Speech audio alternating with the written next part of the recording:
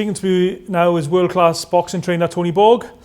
Tony, I've spent the morning here in your gym watching all your boxers train, watching you train the guys and having a bit of banter and a bit of laugh.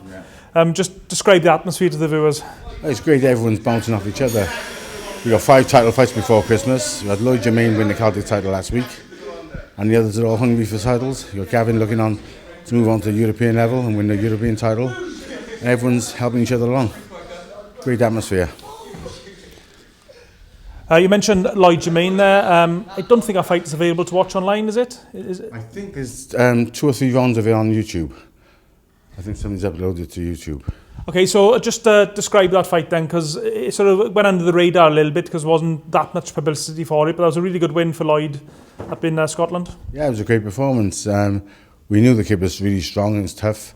He's got a good points loss to Michael Mackinson, who's a very good fighter, so we know he's a tough kid. We went up there fully prepared, and he caught Lloyd heavily in the second round with a great shot, but Lloyd rode the storm. He came back, had another good third round. In the fourth round, Lloyd took over and dropped him with a body shot in the fifth, and he didn't recover. And what was the atmosphere like about Tony? Was it hostile, or I think it was a dinner show? So no, it wasn't hostile. It was a dinner show, so it's pretty much... a lot of times at dinner shows, you get one table calling for the blue corner, the other table calling for the red corner. It's that sort of thing, like, you know. So no, it wasn't hostile. So what's next for Lloyd Jermaine? We're not sure yet, to be honest. I mean, he's won his title 2 weeks ago. I got 5 boys fighting for the title before Christmas, so he's on the back burner at the moment. He's just treading water at the moment. Okay, so Gavin Gwynn, his fight has been moved to the 1st of December now, which he informed me early on this morning. He's looking in great shape. Absolutely fantastic shape. If they'd have put it back a week or put it forward a week, whatever, he wouldn't have cared either way. He's ready to go. He's been ready for the last couple of weeks. He's in great shape. And the venue's been changed as well to York Hall, which will be with Gavin's fans. They always make a lot of noise. The atmosphere will be fantastic and it'll be electric. You know, obviously there could be a good undercard, and Gavin topping the bill there will be a great fight. Yeah. I mean, Gavin. Describe Gavin's style to people who perhaps haven't watched him before. He's relentless. He likes to have a tear up, and you've got to try and keep him to box a bit for a couple of the rounds. But Gavin likes to go from round 1 to round 12. He's there to fight. He wants a real fight. And I think I'm right in saying his work ethic is second to none. 100%, yeah. He never lets you down. He's always here for sparring, pad work, the runs. On a Saturday morning, they do the hills up in Merthyr. He never missed a trick. He's always on the game.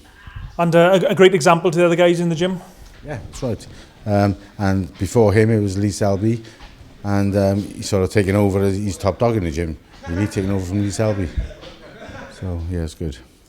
You also got Tom James in a title fight in 2 weeks' time against Jake Tinklin. That should be another good fight. That's right, another great fight. Lloyd Jermaine beat Tinklin last time. This time he was due to fight Joe Morgan. Joe Morgan's pulled out with an injury, so Tom James has stepped up to the plate, and he's going to challenge for the title, and he's hungry for it. And we're going to have another belt in the gym. I mean, Tom's only had 5 fights, whereas Jake, I think, has had 11 fights now. I mean, is there the experience? Will that be a factor? Oh yeah, it probably will be a factor, and it should be. But Tom's ready to step up to the plate, and he's ready to do it, so he'll pull it off. I mean, Tom was telling me earlier that he feels that fighters should be stepping up after 3 or 4 fights rather than sort of 10, 11 fights, which sometimes happens, it seems these days. Well, yeah, sometimes it depends on the level of fighting opponent you're fighting, like, you know. But if you have 3 or 4 decent fights starting off, then you should be stepping up afterwards rather than just treading water against these journeymen. Another one of your boxers, Nathan Howell's facing Conor McIntosh, another mouth-watering crash for Welsh boxing. Well, Nathan's had some good fights already, like, you know. He's had some good opponents, and had a couple of good, real, genuine fights. So he's more than ready. Him and Conor McIntosh, I think, would be a great fight, and it should be one of the best Welsh title fights for a long, long time. Of course, Conor has boxed one of your boxers already, Rashid Omar, back in February. Did you learn anything about Conor that you'll take into this fight? Yeah, he's got a better chin than I would have expected at somebody his weight. Rashid hits very hard. It was the first time for Rashid getting down to that weight for a long time, and you know, he admitted afterwards it was very hard making the weight the last couple of days. Having said that, it was a great fight. They both put everything in it, put everything on the line.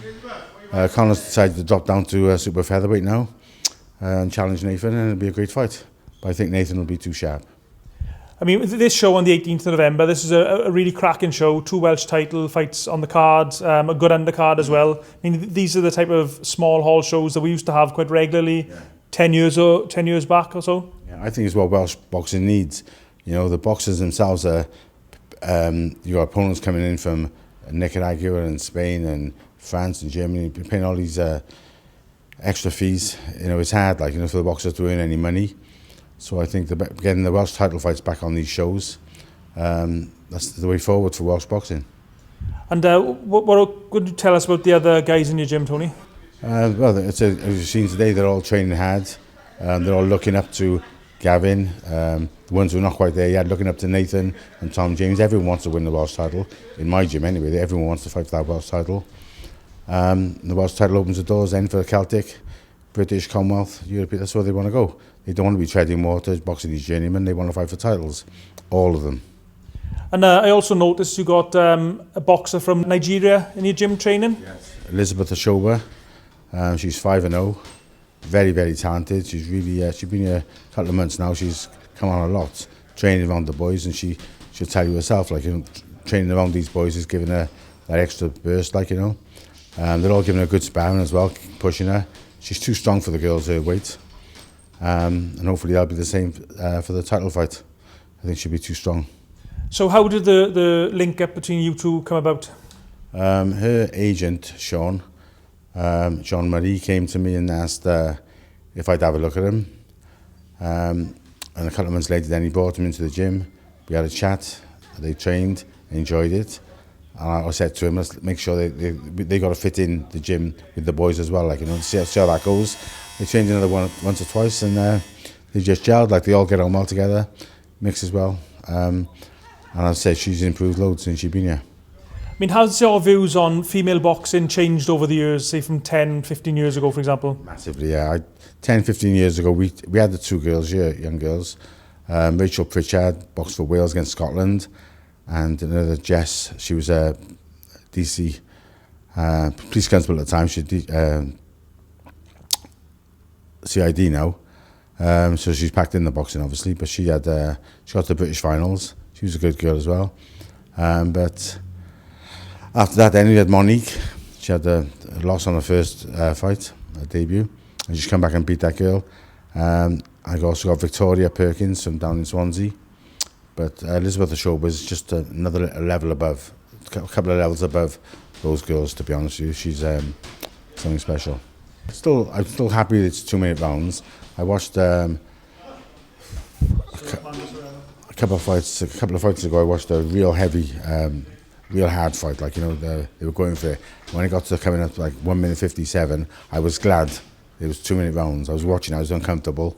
I thought when that bell went, I thought, Christ, they can have a minute respite now, some fluid, some information, and go again. Like, you know, but I thought another 2 seconds here we could have a bad injury, which I didn't want to see, obviously. So, yeah, my opinion has changed on it, obviously. The big news in world boxing, obviously Tyson Fury and Francis Ngannou. I guess you were as surprised as everyone else with the performance from Ngannou?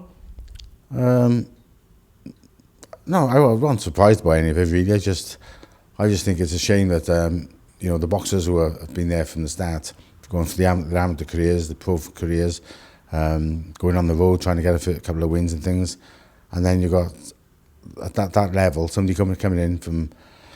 I know he's a great fighter anyway, but it's a shame boxing is becoming a bit of a circus.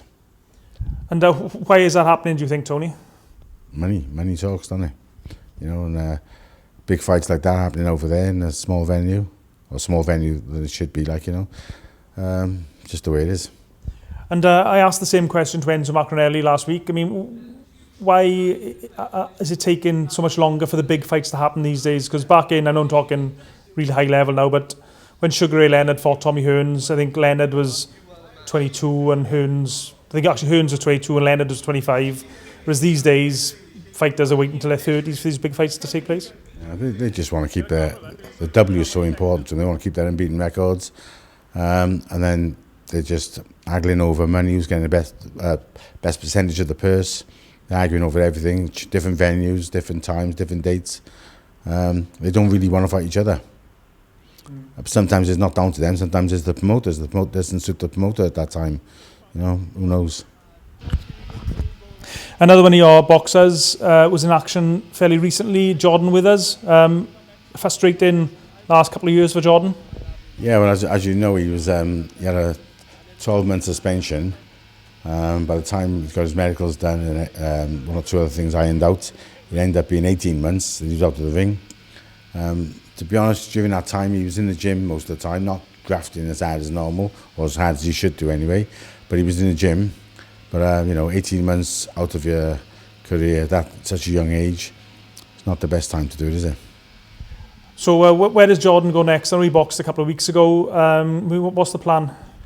Well, we'll probably get him possibly another fight in, and then hopefully somebody will step up to the plate and challenge or defend the Welsh super middle or light heavyweight title. I know Jordan seemed very keen to fight another former boxer from this gym, Morgan Jones. Will that be a fight you'd welcome for Jordan? 100%, yeah. You know, they're both genuine super middle to come light heavyweights, and let's get it on.